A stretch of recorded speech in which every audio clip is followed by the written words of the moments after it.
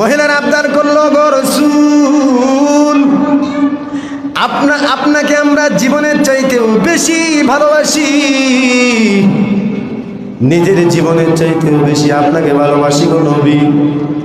প্রয়োজনে জীবন বিলায় দিব। আপনি আমাদেরকে বায়াত করাইলেন, কিন্তু আপনি তো আমাদের সাথে মুসাফাহা করলেন না। কি করা দরকার? বাদ মুসাফা করা দরকার? কথা কয় না, এই পিছনে তারা কয় না, কন না কেন? তাহলে নিজের বউ ফুলা ফানলে মাইয়া লয়ে গিয়ে এরা পীরের সাথে বুক মিলাইবার দেন কেন? কথা কন। তোর বউ কি এটা নিলামের পণ্য রে যে তোর পীর বাবার বুকের লোকে মিলাইতে দিলি? মহিলার যখন বলতে, ইয়া রাসূলুল্লাহ, আপনাকে জীবনের চাইতে বেশি ভালোবাসি গো নবী, বড় মন চায় আপনার সাথে একটু হাত মিলাই দেন। আল্লাহ রাসূল বলেন, এরে মহিলাদের দল, আমি নবী মুহাম্মদ কোনদিন কোন নারীর সাথে মুসাফাহা করি না। সুবহানাল্লাহ। এই হাদিস সহিহ হাদিস, বেজাল লাগানোর চেষ্টা করবে না কেউ। ইমাম তিরমিজি বলছেন হাদিস হাসান, ইবনে মাজাহ বলেছেন সনদ সহিহ, মুসনাদ আহমদের মধ্যে আছে হাদিস।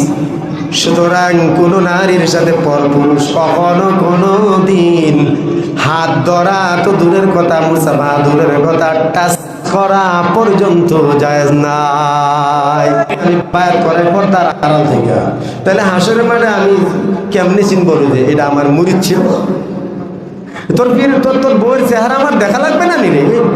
এই চেহারা যদি দেখে রাখি তাহলে হাসরের মাঠে তো তোর বউরে দেখে আমি চিনবো, তারপর হাত ধরে জান্নাতে দিব। নাউজুবিল্লাহ কর। ওরে সিটার রে,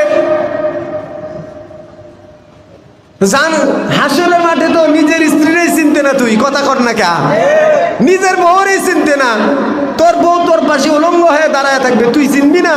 তোর বউ তোরে চিনবে না, তুই আর তোর মুরিদের বউ চিনবি কেমনে? কথা কন। শয়তানের দল কোথাকার। রাগ করতেছেন নাকি? রাগ করেন? মন থাকবে? জোরে কোন মন থাকবে? কোন দেখেন হক্কানি পীর যারা বাংলাদেশে, হক্কানি পীর আছে না নাই? এই কথা কোন আছে না নাই? দেওনার পীর হক্কানি না ভণ্ড? অধ্যক্ষ মিজান সাহেব। কোন মহিলার আস্তানা আছে? কোন মহিলা যায়?